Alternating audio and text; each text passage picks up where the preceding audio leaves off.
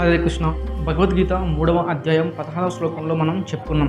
ఈ భూమి మీద జన్మించిన ప్రతి మనిషి కూడా తన కర్తవ్యాన్ని తను పాటించాలి, తన ధర్మాన్ని తను నిర్వర్తించాలి అని చెప్పుకున్నాం. భగవద్గీత 3వ అధ్యాయం 17వ శ్లోకంలో అర్జునుడితో శ్రీకృష్ణ పరమాత్మ ఈ విధంగా చెప్తూ ఉన్నారు.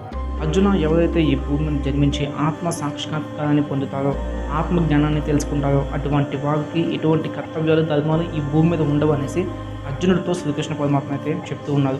మనం కూడా ఆ స్థాయికి వెళ్ళేంత వరకు కూడా మన యొక్క కర్తవ్యాన్ని మనం పాటిస్తూ ఉండాలి, మన ధర్మాన్ని మనం ఆచరిస్తూ ఉండాలి. ఒక్కసారి ఆ యొక్క స్థితికి చేరుకున్నాక, అంటే ఆత్మ సాక్షాత్కారాన్ని పొంది ఆత్మజ్ఞానాన్ని తెలుసుకున్నాక మనకి ఎటువంటి కర్తవ్యాలు ధర్మాలు అనేవి ఉండవు. మనం జ్ఞాన మార్గంలో ఉంటాం.